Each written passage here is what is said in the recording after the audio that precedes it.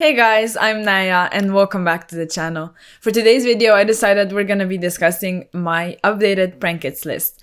So you have all seen the regionals winning deck lists from my vlog, but I decided to test a couple new things and I have an updated list for you. So before we begin, I would like to encourage you to subscribe because a lot of you are still not subscribed, and I would love for you to be part of this community and be notified when my content is dropping. And also, make sure to let me know what you think of the actual deck, what you think of my ratios, what you think of the build, what are you playing, your thoughts, everything in the comment section down below. So, basically, the premise to actually change the deck, to build this deck, everything that this is based on is a couple things. First of all, I was satisfied with my regionals deck, but I had a couple issues. One of them was the not including the DPE package, because I felt like it might be bricky in a 40 card build, but I only think that because my ratios were totally off.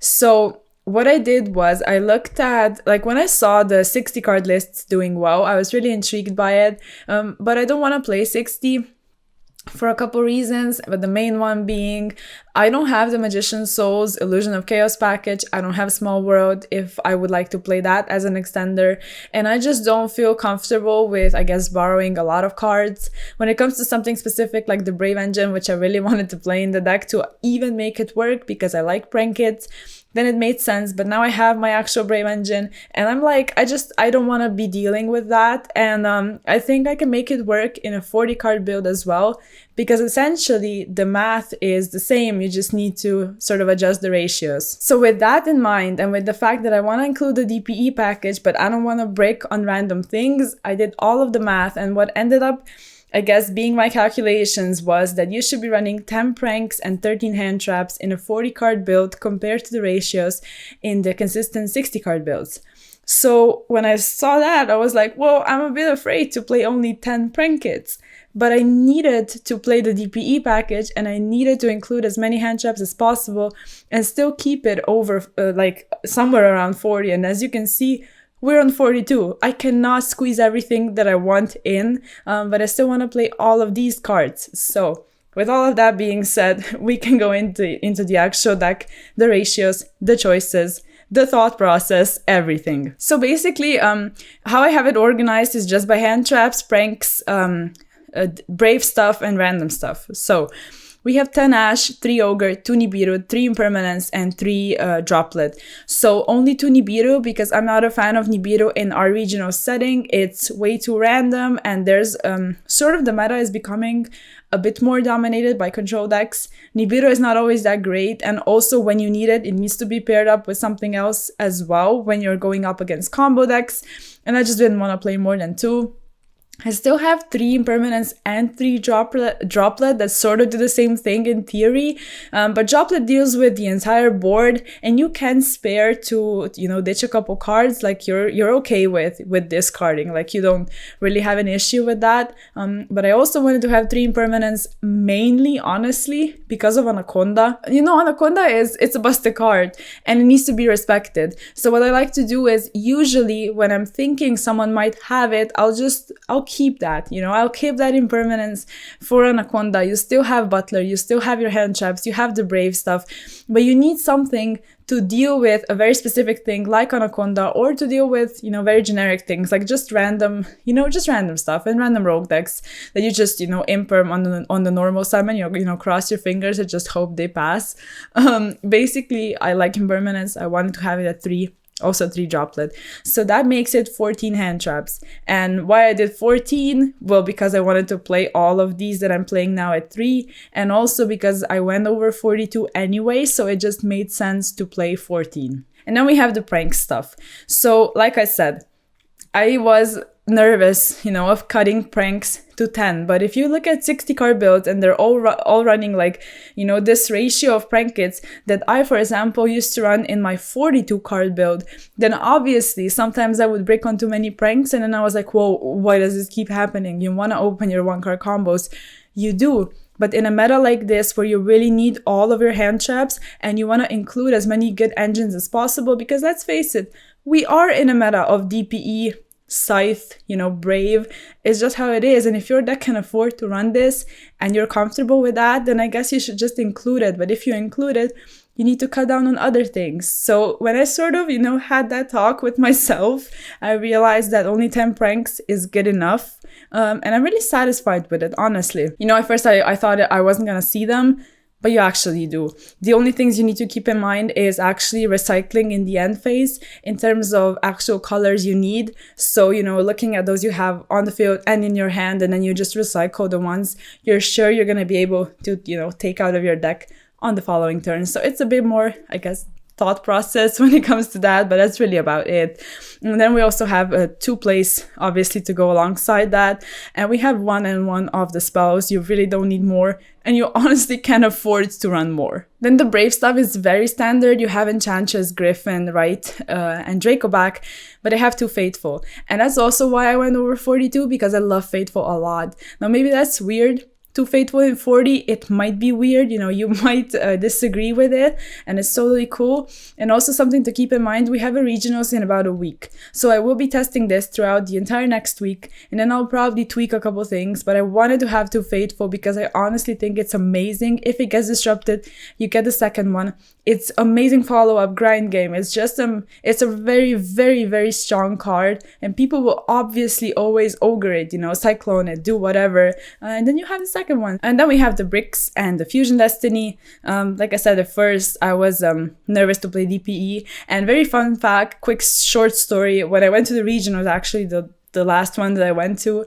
I had my deck box, and then I had a separate deck box, just one deck box with 1 card in it, and it was Link Spider, because I couldn't decide until the very last second if I was going to play it or not, because I only played Anaconda for the Thunder Dragon Fusion, which I'm not playing right now because it does seem a bit too bricky. So I had it, right, and I was indecisive. I didn't put it in, and I was sad I didn't. You know, throughout the entire tournament, I just kept thinking, if I had that Link Spider, I could go into Anaconda so much more, really abuse the Thunder Dragon Fusion, and not make stuff so hard on myself a lot of the time.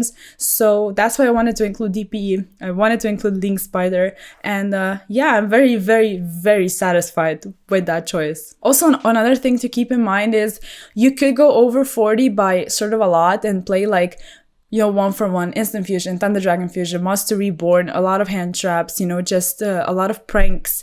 You can do that if you're comfortable, if you're good with that. Like, if you calculate your stuff, like, everything can be worked with, because whatever ratio of your main deck you look at, you can calculate your ratios of actual engines accordingly. But I didn't want to play a lot of, I guess, random quote-unquote cards that maybe just make a couple hands weird or bricky or don't do a lot by themselves. That's why I cut on all of that, I guess, unnecessary things, and I just kept it at 42. And then we have Call By and Call By and Foolish, because these two, well, they're not random cards that don't do a lot on their own. They do a lot. And yeah, I wanted to play them. Then I built the side deck, just very quickly threw together what I plan on testing, and also probably will be taking this exact thing to the regionals, because when I'm building my side deck, I keep my regionals in mind, and I wanted to have Gamma because a lot of times you just want a lot of, you know, impactful going second cards. Token Collector is still busted. I prefer Cosmic Cyclone because of Scythe, but I am planning on also testing Twin Twisters, because Twin Twisters hits 2 things, and right now you pretty much need to hit 2 things at least, so I might be swapping that out, but I'm not sure yet. And then we have Harpies in Red Reboot. I have always liked the ratio of 5 going second cards when it comes to a back row deck matchup. And then the Judgment. Basically, I had 3 more slots left. I cut Lancia because I felt like it wasn't as impactful, and I also cut Droll. And then I was like, well, what do I put in? And I just figured I would put in Judgment, because sometimes I would want to take out Droplet going first, because it really doesn't do that much. And then I can just swap it out for something more impactful going first. So this was the reasoning behind this. And then just moving on to the extra deck, going left to right, we have DPE, new inclusion, obviously. I have Butler now at 1 because I cut the Thunder Dragon Fusion. And honestly, honestly, without it, you can't recycle your butler. You just really need to be mindful of it. I still have both of the, obviously, the fusions. They're really nice. Like, I don't summon them a lot, but they're great utility and I like to keep them in. Access code because it's busted and it's access code. And then I have Nightmare Unicorn. I'm a big fan of nightmares, as you probably know by now, but I did cut Phoenix. And why I cut Phoenix was because I tend to go into Unicorn more, and as I realized that, it just made sense to cut Phoenix because I do have some other cards at 2 copies, so that's the only reason. And those cards, one of those cards that's at 2 copies is Link Spider. Comparing it to the last build where I played no Link Spider, now I want to play 2 because a lot of times you find yourself in situations where you need both, because you would get Nibiru, but you still have the Pranks token or the Brave token if you have access to either, and Link Spider just makes a lot of sense because Anaconda is a power play at the end of the day. And yeah, you have a couple flex spots. I didn't want to play Toad, like I said at the last, I think, deck profile, I mentioned that.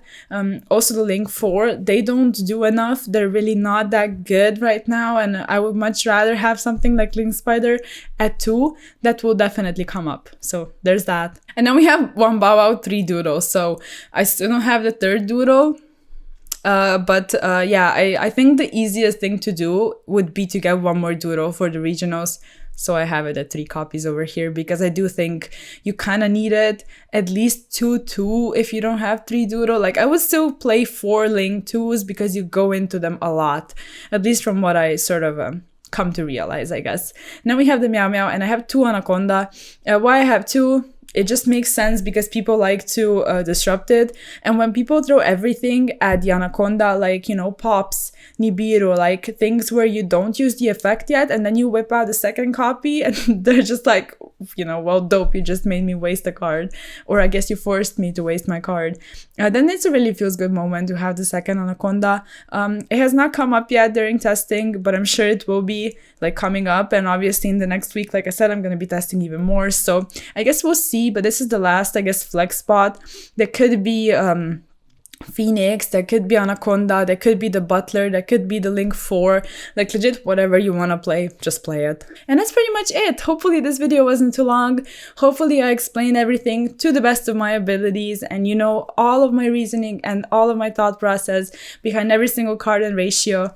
And I will repeat myself once more, I do plan on testing this a lot more, so the build might change, everything might change, and for sure you will be updated. So with that being said, make sure to like and sub, let me know what you thought of the deck, and yeah, check out all of the social media, and I'll see you in the next one. Peace!